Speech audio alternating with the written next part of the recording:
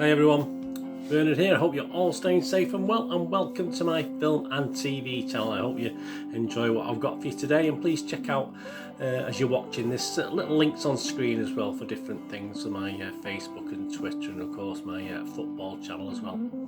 And please, all your comments are very welcome. Just let us know and push that subscribe button. Don't forget, please push the subscribe button. Make sure your notifications set to public as well if you want to know when these vlogs are coming out. Push that notification button as well. So anyway, please enjoy. Today we're going to have a look at Series 2. Yeah, I didn't actually get to look at Series 1 and do a review on Series 1. So I checked out Series 2 and then went back and watched Series 1. So that's just how backwards I am, that's for sure. So I'm going to do a review on Series 2 with a brief look back at Series 1 as I do it. But this is mainly for Series 2. We're going to look at a Channel 4 comedy drama today entitled This Way Up. 6 episodes, and they work out about 24 minutes each per episode. Classed as a comedy drama, I would say it's more, it's not a situation comedy. A lot of people are disappointed with the comedy element of it. There's as in real life, as you and me live our lives, there's certain elements of comedy in it, and this is what I'd call this, where it's not specific jokes or one-liners. It's just life's tapestry, if you like, and obviously some quick-witted ladies and gentlemen around, so obviously this is what you sort of get in a normal thing for me. Anyway, this is what my basis of it is. It was written by and stars Irish actress is it Anya, how you pronounce it, Anya B, and she and Irish actress producer Sharon Horgan, who also stars in it, executive produced the whole series. You've also got Tobias Menzies as Richard, that's Etienne's father and Anya's partner. Asif Manvi as Vish, Shona's partner, who's obviously played by Sharon Horgan. Indirit Varma as Charlotte, Shona's colleague, and Cadif Kerwin as Bradley, Anya's flatmate. The series premiered in the US, obviously it's on Channel 4 here in the UK, in the US on Hulu, so obviously check out for Series 2 as well. I'm not too sure if you've had Series 2 over there yet, you probably have. Yeah, we had to wait a couple of years. I think the Series 1 went out in 2019, and then this Series 2 was just aired a couple of weeks ago as I'm recording this.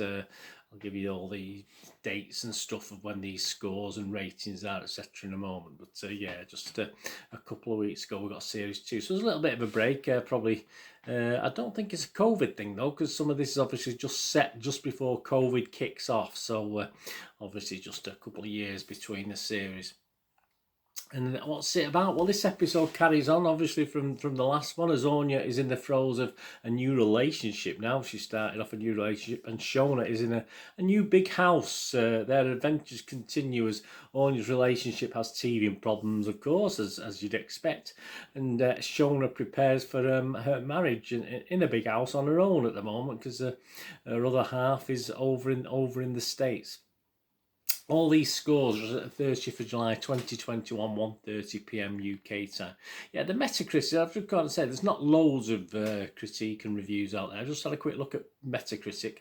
And the playlist, Maria E. Gates didn't particularly like Season 2 or Series 2. She only gave it 58 out of 100. She said in her Season 2 review, while the show balances its many themes and characters well, in the end it feels a bit rushed.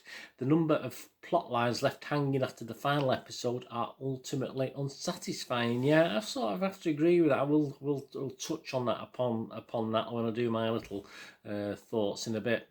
But I can understand where Maria's coming from with that, but 58 out of 100 is just a little bit harsh, although it's obviously nearly 6 out of 10, isn't it, which is our staple basic figure. But The Guardian's Lucy Mangan, who's not always enjoyed of these things, she's doesn't always give good scores.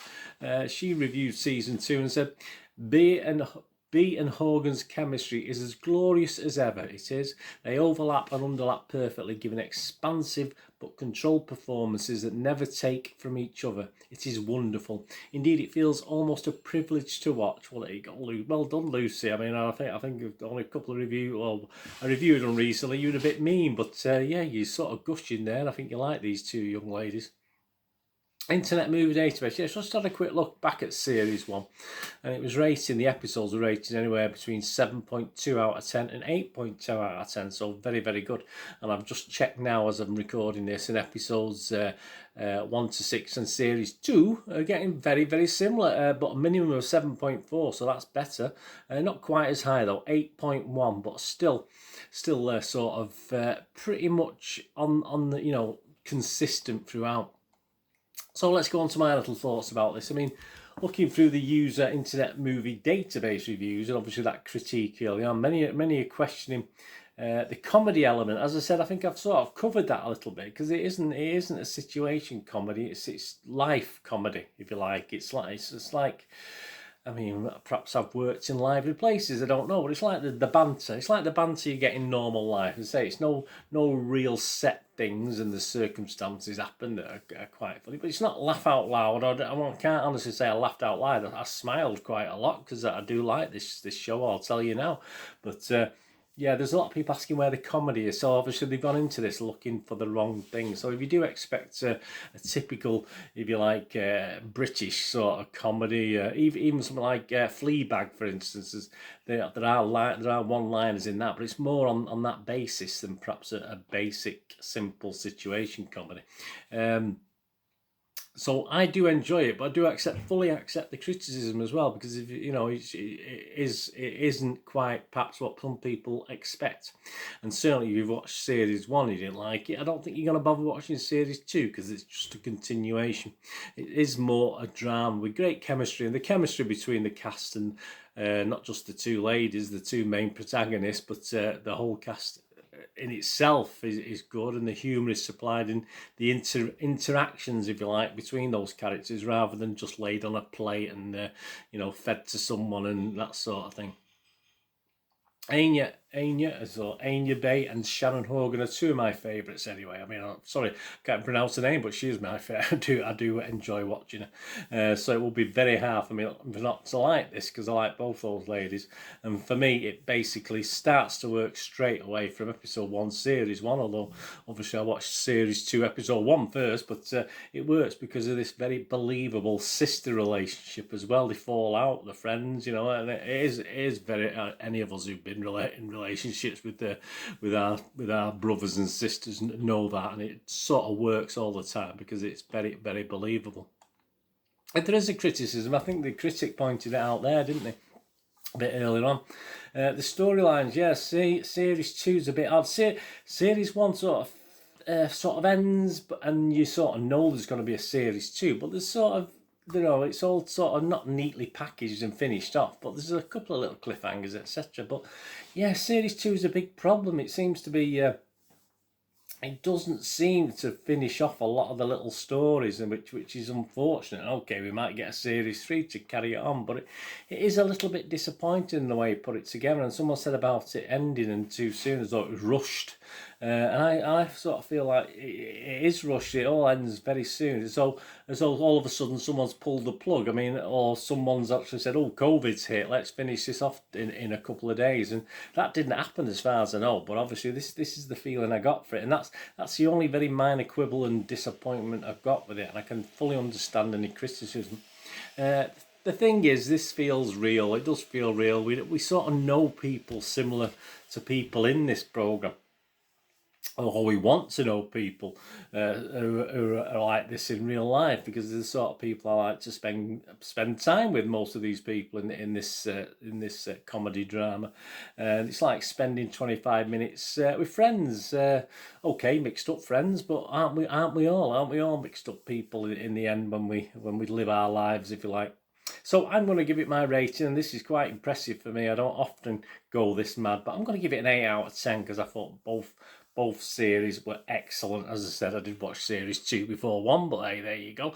That's just me, because I didn't even know about series 1 till I watched series 2. So I must have missed this missed this somewhere anyway along the line.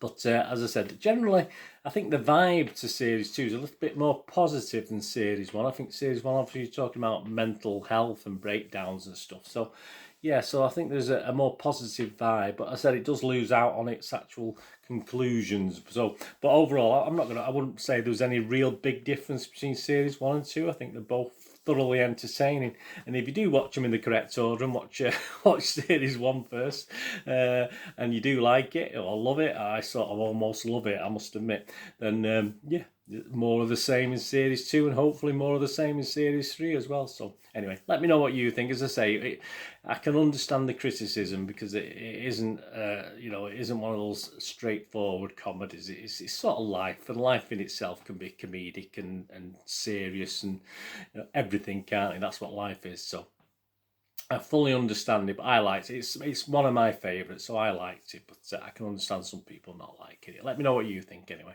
Anyway, thanks for watching. What are you going to do the rest of the day? Have a great one. Look after yourselves, look after your friends, look after your families, more importantly. Let's all look after each other till we meet here again on the Film and TV channel. Or perhaps have a look across. Have a look at my football channel, my Manchester City Citizen channel.